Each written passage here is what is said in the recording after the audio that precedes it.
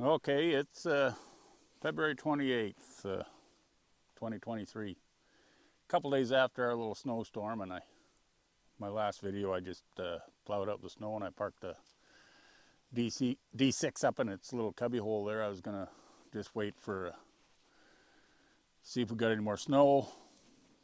Apparently, I think we're at the end of that. Now it's just time to let it melt off, and in the meantime, my plan was to get back on this D4 here. I got the oil pan off it yet, but as you can see, it's pretty much snowed under. Even the forklift, the old Clark I was working on, is all snowed in. I was going to do a couple more things on it. I got a resistor line ordered up. It should be here any day, and put that in for the alternator so it'll charge properly. On top of that, the master cylinder, I put the brake kit in it, and it always comes with more parts than necessary for one particular master cylinder. So I think I got an extra rubber O-ring in there, a rubber washer in between the first cup and the aluminum spool there. So I think I got to take that out because it doesn't have any brakes until I go right to the floor, pumping it right to the floor, and then it does get brakes. It's bled off and everything. But anyway, that's a little bit of a problem.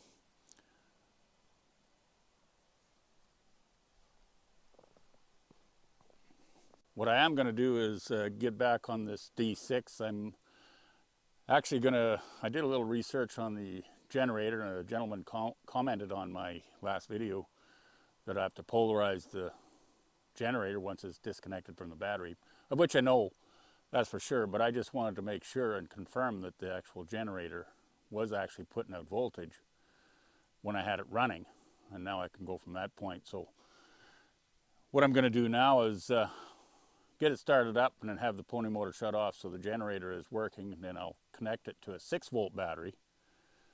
That is the original configuration, and I thought it was supposed to be a positive ground battery, but on my literature, the Authentic Cat printed booklet, and I can actually show that page, it actually shows the battery as negative ground.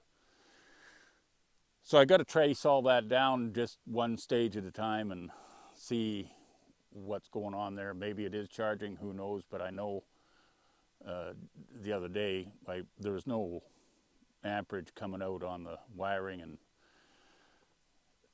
it's just probably a matter of hooked up wrong. It hasn't been hooked up for decades, actually. The guys that run it before, they abandoned the 6-volt thing and they just threw a 12-volt battery in. All they needed was enough charge to start the pony, and there was never any lights on this machine. Well, I didn't buy it with lights on anyway. No wiring, no light fixtures at all. So I'm going to get it hooked back up into the 6-volt configuration so the pony starts on 6-volt, and then the generator takes over and recharges the battery, and I'm going to have a switch put in the battery box according to the original documents, and I'll have probably 4 lights, 2 forward, 2 back. That'll be all the generator can handle anyway, and we'll go from that. Not that I'd ever have call for running it in the dark, because 6 volts, they just don't light up nothing. They indicate where the machine is, that's for sure, but you can't really see anything to do any proper work with it. But anyway, we'll get ourselves situated, start it up, and start into our little investigation. This is my well-worn serviceman's, and what does it say? It's under so much tape. Serviceman's reference book, printed by Caterpillar for the diesel engines, the D4400, all the way electric start, or the marine motor, the D4 tractor, or the 112 motor grader. They all have the same engine, come out with the same attachments, so on and so forth. Namely, the one we're interested in is the generating system. As you can see on this diagram, there's the 6-volt battery, and it is clearly indicated a negative post to negative ground. It doesn't say this is a negative ground system in the write-up that I have read, but it indicates it right there. So I'm just going to go with it was rigged in with a negative ground system, even though it was 6 volt. Got the generator with the regulator. Goes through the ammeter back over to the positive post. Then it does put the dash lamp in between the generator and the light switch, which would operate your tail lights and your headlights. So that's what we're going to be involved with here in the next little while once I get this thing. Before I start this up, I want to double check that flywheel nut that I had left the fold over lock straight. I never bothered to fold it over on purpose. I just wanted to make sure that after running it the one time that this never, got a little bit loose. I'm just going to double check the tightness, and I'll probably do it one more time, check the tightness after running it again, and then fold over those locks. I got a shop hammer just wedged into between the bell housing and this cutout, or this notch here in the flywheel for the rope starter. Seems to hold it pretty good, and right now I can't tighten it up anymore, so I believe she's good. I'm also going to check the oil here, see what it looks like. Pretty clean yet, and it's on the full mark, so my seal on the crankshaft maybe is holding a little bit more oil in. Looking down on the bell housing and that area, I don't notice any fresh washing coming down, because it used to just run down there as the machine was running, as the pony motor was running. So I think we got that fixed, at least on the old girl. One less leak. I'm going to take you over around to the other side there.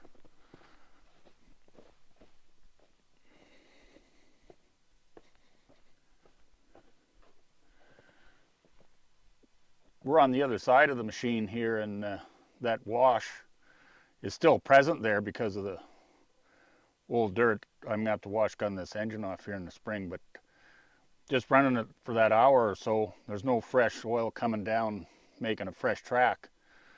So I think maybe the tappet cover gaskets have done their job too, so she'll lose a lot less oil and maybe be a lot less dirty.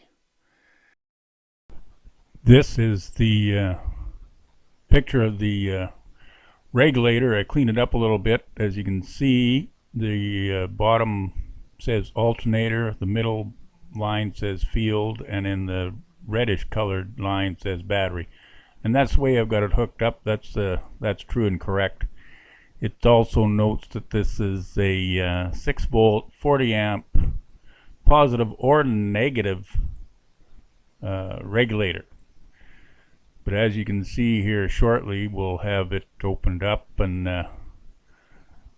the gasket's rusty. All three of those coils and wiring and points and connectors there inside were just all contaminated. So I don't know if that's ever going to clean up and work. So I just put the cover back on, and I think I'll just order new parts for it. Be done with it. Well, after doing a little research, I just shut this down here. I had the voltmeter out and had everything connected up to the battery, and took the cover off to the voltmeter, or the regulator, and it's pretty rusty in there. Need a new regulator. I don't think anything's going to work out of that, so we'll just order up a new regulator, see what we can come up with, and get a new battery.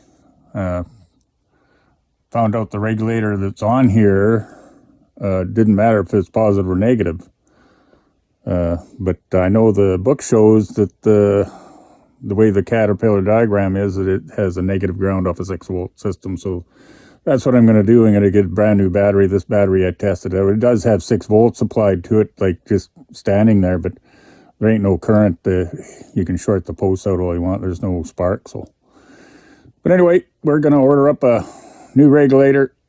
That'll be a few days. So we'll try this again in a few days. Catch up to you again.